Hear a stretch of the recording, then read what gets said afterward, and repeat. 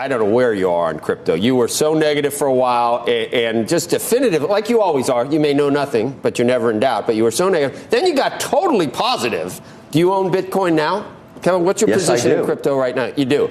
Have you sold major parts of it? You have a lot of it, or as much? No. Look, Bitcoin is not a coin, Joe. It's simply software. Ethereum is software. If you own, HBAR software, if you own Microsoft, if you own Google, why don't you own Bitcoin? It's all software. It's productivity software. You own one Bitcoin. Do you have a real position in it because you're a wealthy guy? I have millions of dollars. 20% of my portfolio is now in cryptocurrencies and blockchain. Hey, Kevin. So I was on the phone yesterday with a sort of a big-time crypto guy, and he was talking about how crypto was like the multiple operating systems for for mobile telephones years ago. But it made me think maybe that means we're in the beginning of something which is fabulous, but it also makes me think of Palm. Does everyone remember Palm? Or RIM, which is BlackBerry? Or, you could go down the list. iOS and Android didn't show up to the scene until a decade or two after the fact. And I only raise it because I wonder sort of where you think we are in all of this and whether it means that the Bitcoins and some of the coins that we're looking at now and talking about will be around or will be obsolete in a decade from now. Well, you have to be diversified. I own 32 different positions, including equity in FTX itself. And I have to disclose, I'm a paid spokesperson for that company. I'm backing their initiatives. But the whole point is, you don't know who's going to win. Is Ethereum going to win? Is Solana going to win? Is it Helium? Or is it Avalanche? I own them all. And luckily, they're just software development teams. You go meet these people, you find out they're in their 20s, they're the smartest engineers in the world. If you graduate from MIT right now, you don't want to work for an old industrial company. You want to go to a blockchain company. So we should support this initiative and be the leader in policy, because right now the world is waiting. The Canadians are more advanced. They have the very first crypto exchange. They have the very first ETF with Bitcoin in it. How come we don't? The same in the United Arab Emirates, the same in Switzerland. We are so far behind in policy for this nascent industry that's going to lead the world in financial services. We got to get going. Now, there is a bill. I'm reading it. It's over hundreds of pages. This thing is, I went up to the Senate last Thursday and met with Senator Loomis and a bunch of bipartisan senators. They're trying to get their act together on this thing. But we got to get going. Chop, chop. Let's lead the world and put this thing together, because we're lagging. Kevin O'Leary, the outspoken and sharp-tongued Shark Tank investor, has made waves with a recent provocative statement. He hinted at a seismic shift on the horizon, one that involves Bitcoin and its continued resurgence at the hands of President Donald Trump. So, what's the deal? Could it be the dawn of new regulations, or perhaps a significant influx of institutional investment into Bitcoin? Welcome back to Investocracy Crypto. When I meet your great members, right, many of them have gotten, and you yourself got rich by investing and building out Harborside in Jersey City before it was Jersey City, before it was anything. People getting rich doing stuff that other people don't necessarily want to do, I think is just an amazing thing that we never talk about. Meat and potatoes. That's it. It's it. Yeah. And the waste that they provide. Clothes. We got garbage that we got to deal with. It's all the basics that aren't the high value sizzle that tech has. But it really adds up. And I meet your members, and I'll say, you always say, what's your name and how are you, Kelly, and all this other stuff. And then you often get into what do you do and where do you live. And all of your members from all your chapters in Dallas to Tampa to Canada, you've got some Dubai, in Dubai, Singapore, et cetera. A lot of them will say that they got rich by investing or starting garbage companies, self-storage companies. It is that kind of meat and potatoes. It's not NVIDIA. It's not super sexy.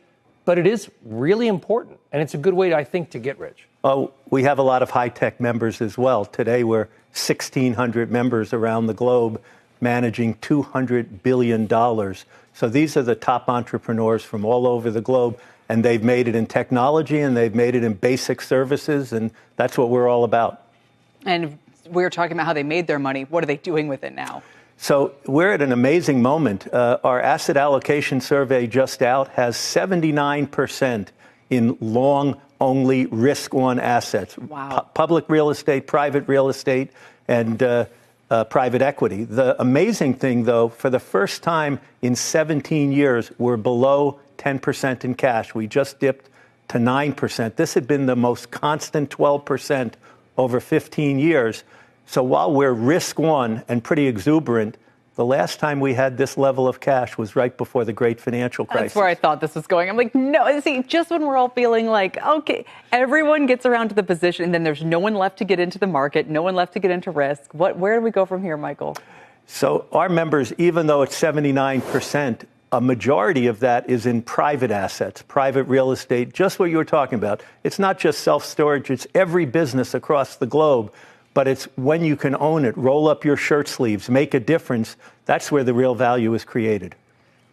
I mean this with affection for all of your members. I've made a lot of friends over the decade or so that I've been coming to your events. That makes me nervous. I think to follow up on Kelly's point, when I hear 79%, everybody seems excited. That's great.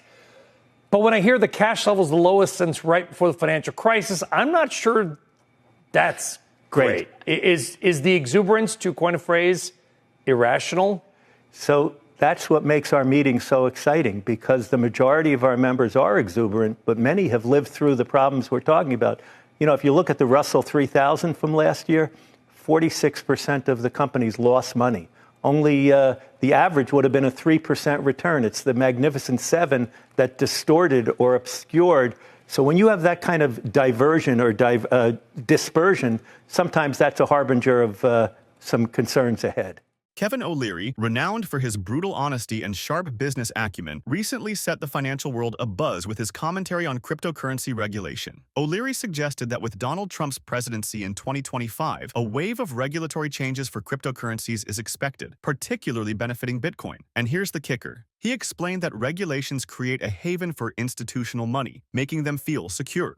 What else jumped out to you from kind of what they're doing lately? You know, obviously, the areas of digital currencies remain really exciting. We have some members who are all in. It's become a gold substitute. Gold isn't an inflation hedge. It's an instability hedge. There's a lot of instability around the world, and people think that in America they're concerned about it. But if you live in Argentina or Lebanon or any of countries that are under risk, Bitcoin is taking on a new role. So we have about 1 to 3% of 200 billion in assets, so about 6 billion in assets in digital currencies. And regular gold, because I do a speech, I talk for about a half an hour, and then I take questions for about a half an hour. And a lot of the questions this year were about Bitcoin, they were about gold, they were about debts and deficits. I would say it's interesting that the data, the 79% number doesn't belie. There is an underlying nervousness, and I think it's, by the way, warranted. And if you start and build a company from scratch, as a lot of your members have, there's a natural level of nervousness, right? One of the best business books I've ever read is called Only the Paranoid Survive by Andy Grove, who founded the then great Intel. Then great. Well, that's a different topic. Yeah. But I think it's right to be a little paranoid all the time. So gold is for traditionalists and Bitcoin is a little new age, but they often play the same role. They're perceived as storehouses of value that are not subject to government fiat. When you get out of that, when you have a truly global market like that, people feel like there's some real refuge there to be found.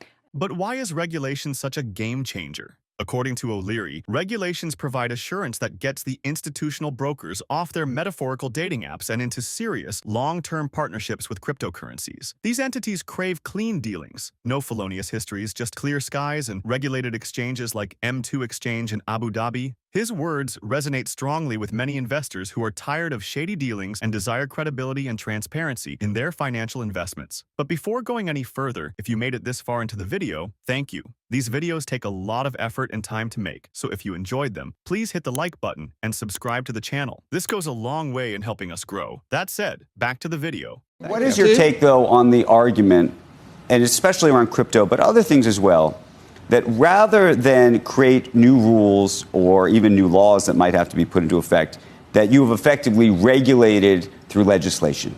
I mean, that is a huge... we don't legislate.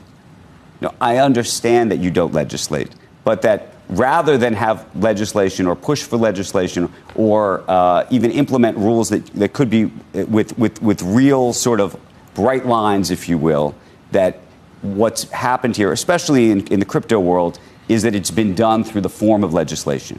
I mean, not legislation, through lawsuits, effectively. So what we are a law enforcement agency, and Congress set us up to be both. We oversee the markets. We approve all those registrations when people go public and so forth. But we also, about 700 plus times a year, bring actions. We have to go in front of a judge and sometimes juries. So now it brings it back to this new innovation. And what Satoshi Nakamoto did, we're almost at October, so it's almost the 16th anniversary, 16th birthday of Bitcoin. Right. And it's an innovation. But innovations don't long thrive if they don't also build trust.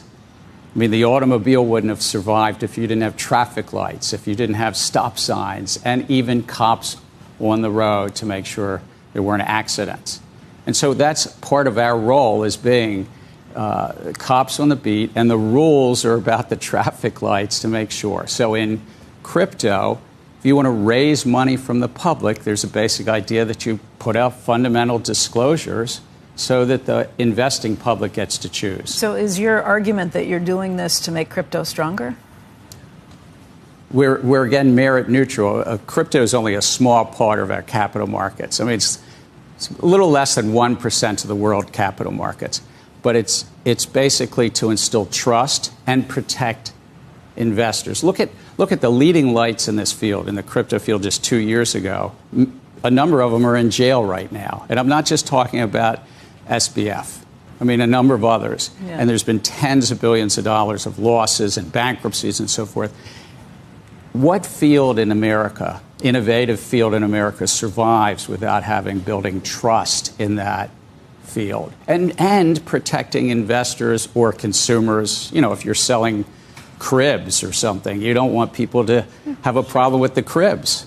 What we've heard from both candidates running in this election, first from candidate Trump and then from candidate Harris, is that they're going to be opening the doors probably and being more open to what crypto enthusiasts would like to see. Does that pose a problem, or are the rules kind of laid out at this point, the ground rules?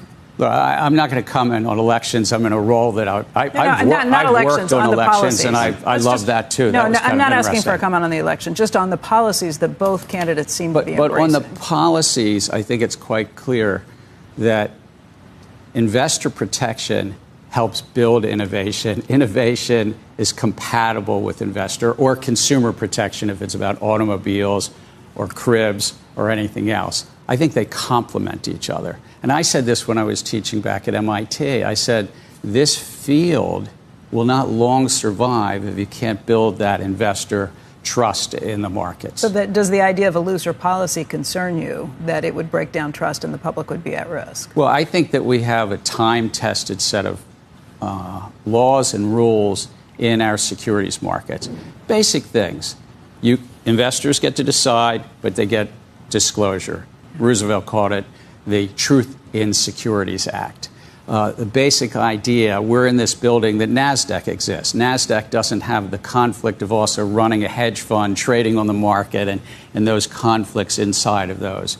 And so it's sort of like ensuring that you get the disclosures and you're protected against, kind of the insiders. But there's some argument. Kevin O'Leary's insights into the regulated future of cryptocurrency highlight a compelling opportunity for investors eyeing Bitcoin amidst these regulatory shifts. As O'Leary asserts, clean and regulated exchanges hold the promise of attracting substantial institutional investments, setting the stage for a Bitcoin resurgence and possible growth. But what are your thoughts on regulation in the crypto world? Share your thoughts. And finally, if you would like to know more about cryptocurrencies or specifically Bitcoin, go ahead and click on the next video on your screen. See you there.